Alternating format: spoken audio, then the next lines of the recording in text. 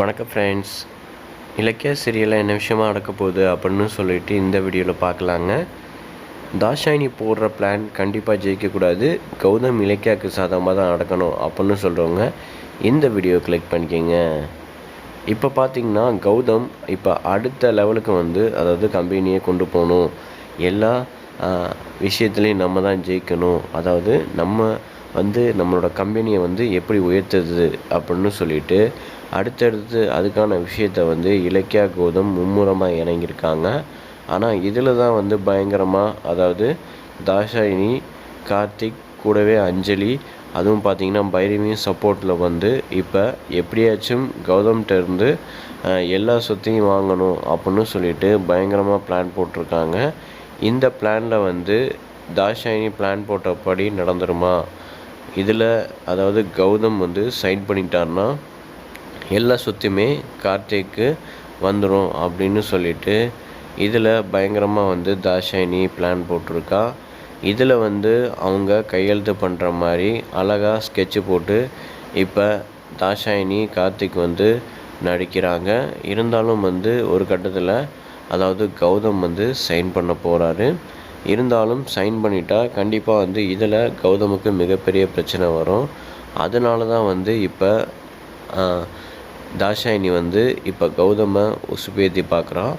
அதுவும் கௌதம் படித்து பார்க்காம கையெழுத்து போட்டுருவான், அவனை பதட்டத்தில் கொண்டு போகணும், அதுக்கப்புறம் அவன் கண்டிப்பாக சைன் பண்ணிடுவான் அப்படின்னு சொல்லிட்டு பயங்கரமாக பிளான் போட்டுக்கிட்டு இருக்காங்க.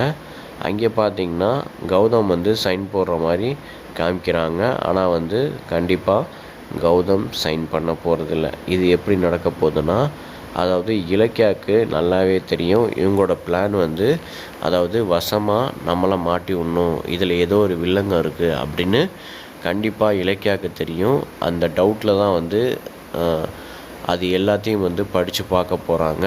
அதே மாதிரி இதில் உள்ள விஷயம் ரகசியமும் இலக்கியாவுக்கு தெரிய போகுது. அதனால தாஷாயினி போடுற பிளான், இங்கே இருக்கிறவங்க போடுற பிளான் எல்லாமே இலக்கியாவுக்கு தெரிஞ்சு கண்டிப்பாக உஷாராக போகிறாங்க. அதுக்கப்புறம் பார்த்திங்கன்னா கௌதம் சைன் பண்ணும்போது கண்டிப்பாக இலக்கியா தடுத்துருவாங்க. அதுக்கப்புறம் பார்த்திங்கன்னா கௌதம் சைன் பண்ண போகிறதில்ல. இருந்தாலும் கண்டிப்பாக கௌதம் சைன் பண்ணியிருப்பான் அப்படின்னு சொல்லிட்டு தாஷாயினியெல்லாம் ரொம்ப குஷியில் இருப்பாள். அதே மாதிரி கார்த்திக்கும் அஞ்சலியும் சந்தோஷப்படுவாங்க. ஆனால் கண்டிப்பாக அது மாதிரி நடக்க போகிறதில்ல. இதில் இலக்கியனால் கௌதமுக்கு ஆபத்து வராது.